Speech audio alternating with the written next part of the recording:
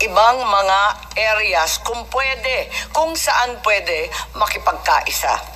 Tama ba yun?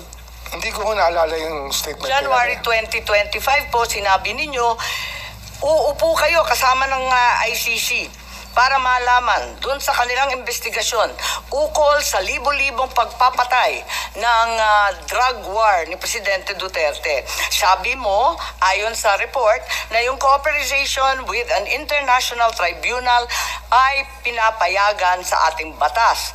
At yung ICC representatives have been going in and out of the country without any of us raising anything. January 2025 po. So ano ho yung tanong? Ang sinasabi ko, what happened to the President's statement that the government will not lift a finger? And what happens to your own assertion that there will be no blocking but no cooperation? Ngayon, nakikipagtungo na tayo sa ICC. Hindi, yun po yung sinasabi natin, nagiging bukas ang ating isipan, ngunit hindi po natin ginawa. Hindi po tayo nakiupo, hindi tayo nakipag-usap. Yun po yung malinaw sa lahat. Pero handa kayo noon, ngunit hindi natuloy. Ganun po ba? Marahil ho, kung meron hong tutulay, pero wala naman hong tumuloy eh. Kaya wala hong nangyari.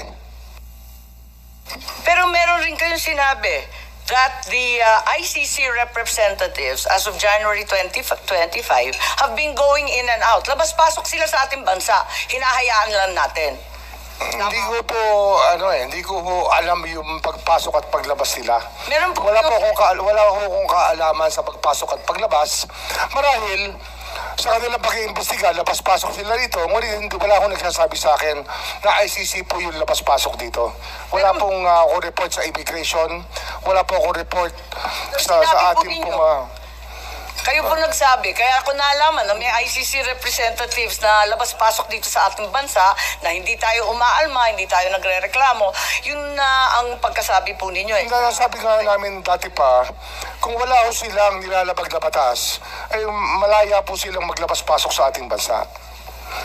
Katulad po ng kahit sino pang turista o sino pong nais bumisita sa ating bansa.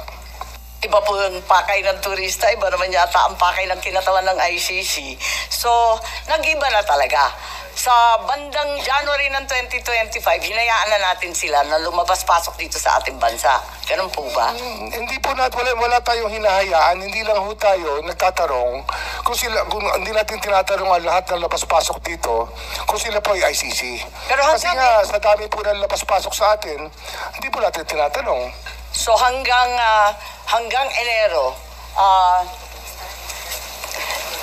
Enero nitong taon talagang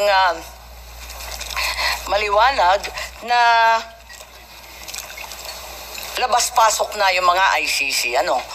Hindi ko po alam eh. Wala pa akong personal knowledge. I can only speak from personal knowledge. Narito kasi sa Philippine Star at sinabi na I know that as anecdotally from people I know from the human rights community, they've been in contact here.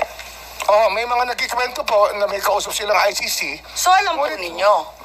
Kasi sabi mo in-identify pa ninyo yung source. Sabi ninyo yung human rights people.